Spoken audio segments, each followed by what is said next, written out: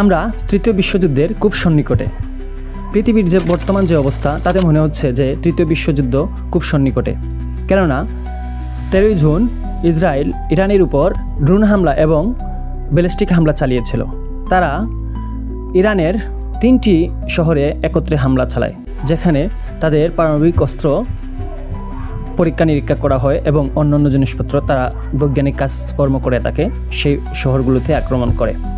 ইসরায়েলের তথ্য অনুযায়ী ইরানিরা মূলত পারমাণবিক অস্ত্র তৈরি করছিল, তারা সেটার পরীক্ষা করবে, কিন্তু বাস্তবিক অর্থ বলছে সেটা ভিন্ন কথা। ইসরায়েল বলছে যে তারা যদি আবার পারমাণবিক অস্ত্র নিয়ে স্বয়ংসম্পূর্ণ হয়ে যায় এবং তারা যদি আরও পারমাণবিক অস্ত্র মজুত করার চেষ্টা করে, তাহলে 2015 সালের যে একটি চুক্তি ছিল সেটি ভঙ্গ হবে এবং তারা আরও শক্তিশালী হয়ে উঠবে।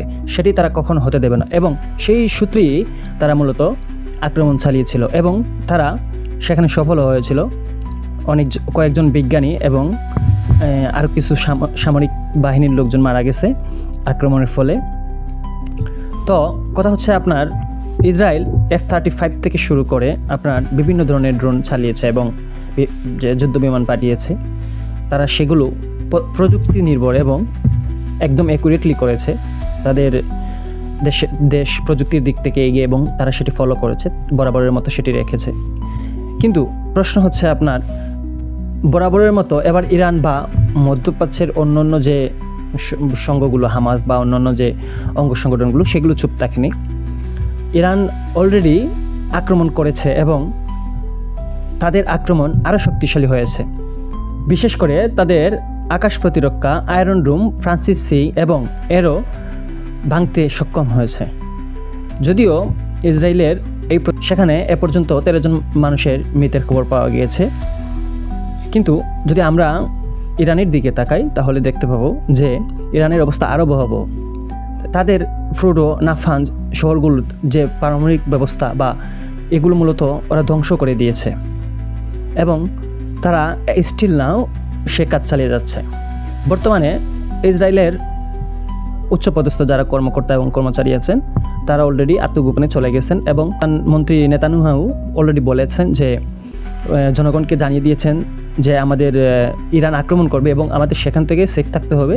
সেজন্য আমরা তাদের তৈরি বিভিন্ন বাংকার এবং তাদের ঝুঁকিপূর্ণ শহরের যে মানুষ তাদেরকে সরিয়ে নেওয়া হয়েছে এবং ইরান যে সেটার রিপ্লে দিবে সেটা তারা আগে থেকেই আজ করতে পেরেছিল।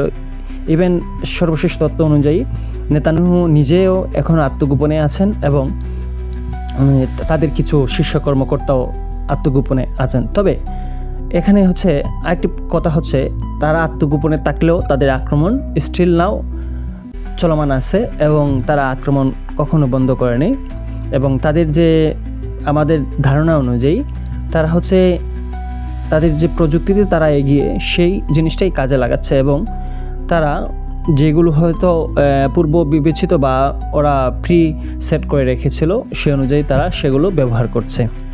যাই হোক, এখন বর্তমান যে অবস্থা সেখানে কেউ বসে নেই।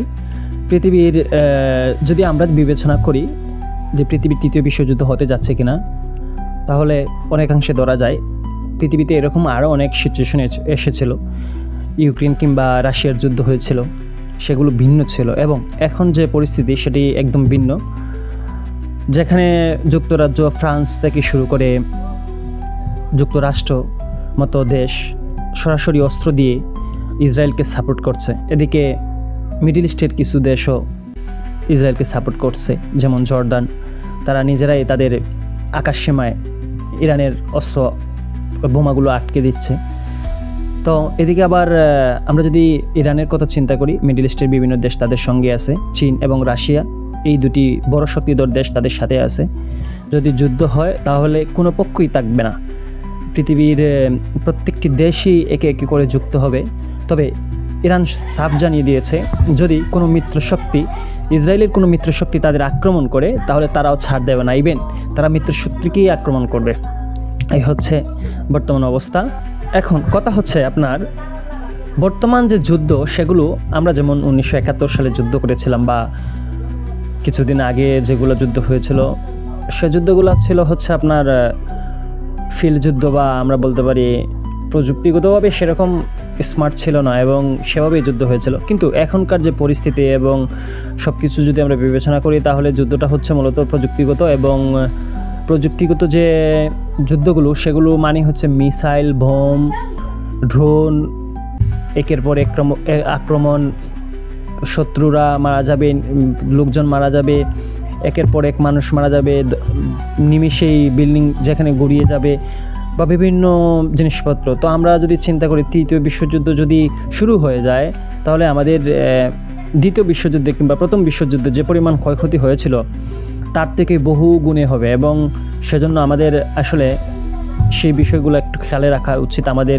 জাতিসংঘ কিংবা অন্যান্য যে সংস্থাগুলো আছে সেগুলো তাদের এই জিনিসগুলো খেয়াল করা উচিত। যেমন ইরান যে কাজটি করেছে, যে তারা 2015 সালে যে একটি চুক্তি করেছিল যে তারা তাদের পারমাণবিক কাজকর্ম আর চালিয়ে যাবে না, তাদের যেটা আছে সেটা কন্ট্রোলে রাখবে, কিন্তু তারা সেই চুক্তিটি ভঙ্গ করেছে। সেজন্যই মূলত ইসরায়েল আক্রমণ করেছে।